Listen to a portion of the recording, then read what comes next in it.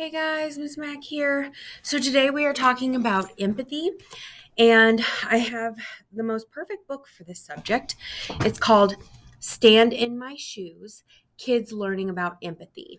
So this book will perfectly explain what empathy is. I know it's kind of a big word, especially for our younger kids, but it's really an important word.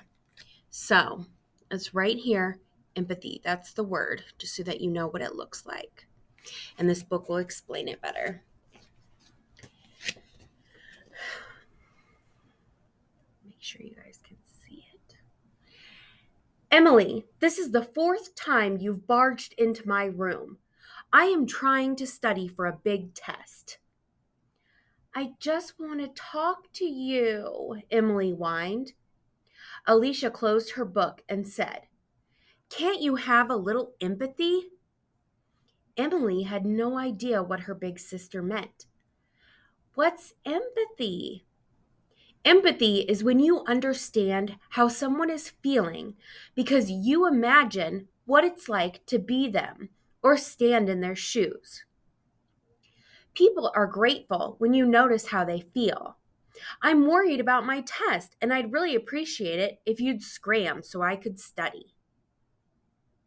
So that's what empathy is. It's when you understand how someone else is feeling because you sit and you try to imagine what it would be like to be in their shoes. That is empathy. Emily was grumpy as she left her sister's room, but she thought about Alicia's words. Would people really appreciate it if she noticed how they felt? The next morning, Emily went to the kitchen for breakfast. Her dad was making coffee and had spilled some coffee grounds. He didn't look very happy. "Dad, are you in a hurry?" she asked. "Yes, sweetie. I have a big presentation at work and I need to get going." Emily found a wet dish rag. "You look tired, Dad. How about if I clean up the coffee while you get your other stuff together? Would that help?" For a moment, Emily's dad just looked at her. Then he hugged her. "You are the best, Em," he said as he grabbed his coat and hurried out the back door.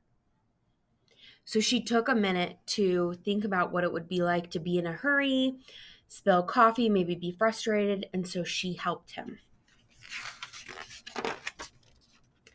It was drizzling outside as Emily waited for the school bus. As it pulled up, one of the older kids accidentally knocked into a little girl as she was getting onto the bus. Rosie lost her balance and sat down hard on the wet cement. "Hey," yelled Emily, "watch out for the little kids." Then Emily turned to the little girl. "Well, that's a yucky way to start the day." "I'm okay," Rosie replied, but she struggled with her heavy backpack. Emily took Rosie's hand and pulled her up, then helped her onto the bus. So again, Emily's thinking, what would it feel like to be a little kid who gets knocked over and is struggling to lift up her heavy backpack?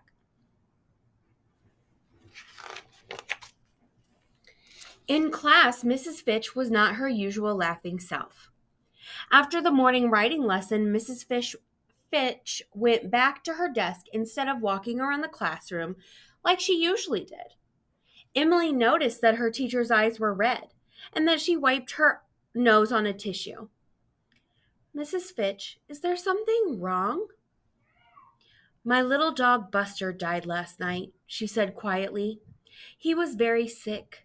We were hoping he'd get better, but he didn't." "Oh no," said Emily. "I'm not sure how you feel, but it has to hurt." "It does.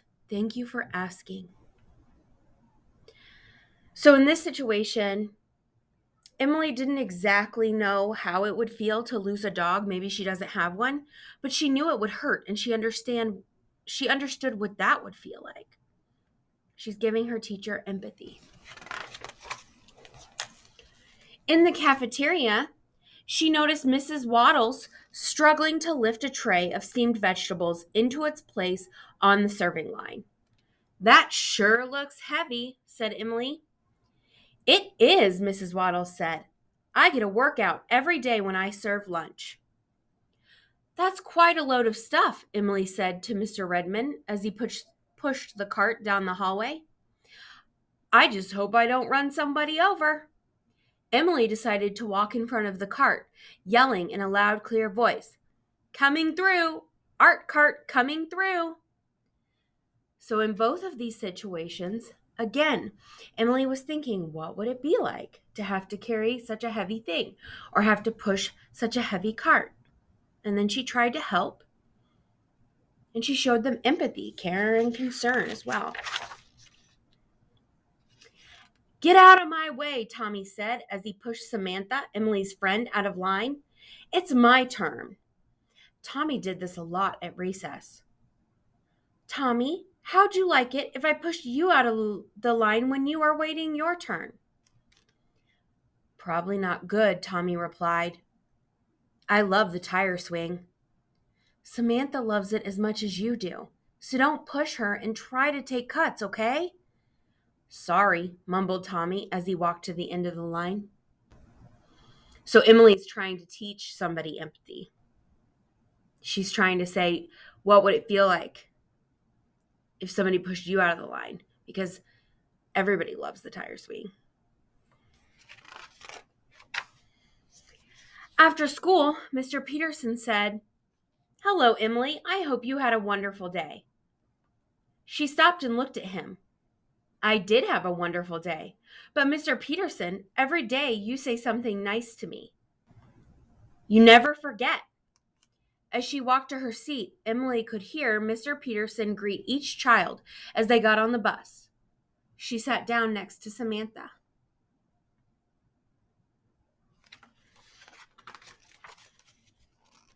When the seats were almost full, Rosie rushed onto the bus out of breath.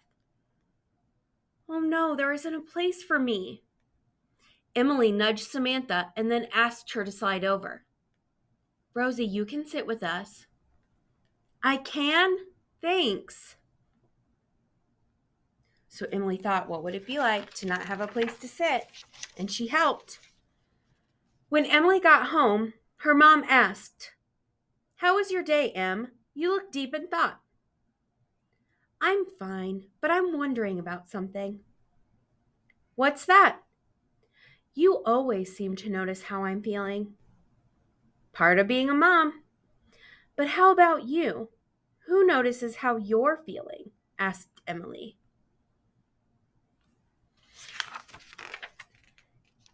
Wow, Em, said her mom. That's a very thoughtful question. I guess the answer is Aunt Carla and my friends, Nancy and Shauna, and mostly your dad. Sometimes Alicia, and now you. Why do you ask? Just wondering, said Emily. I'm starving. Is there anything good for a snack? Let's make something together. It was almost bedtime. Emily could see Alicia studying in her room. Instead of barging in, Emily knocked on the door. Can I come in, or are you busy? You look like you want to talk, said Alicia. Come on in. I've been noticing how people feel, Emily said. You know, that empathy stuff. So what happened? What did you learn? People really like it when you recognize how they feel. Just noticing seems to touch their hearts. You got it, Em. But there's something more. When I care enough to notice how others feel, something changes inside of me, Emily explained. It sounds like you enjoy that feeling. Yes, I do, replied Emily. Good. Now get out of here so I can study. So, once again, empathy is just basically when you understand how someone is feeling because you imagine what it's like to be in their shoes, to be going through what they're going through. And we'll talk about that more in this lesson.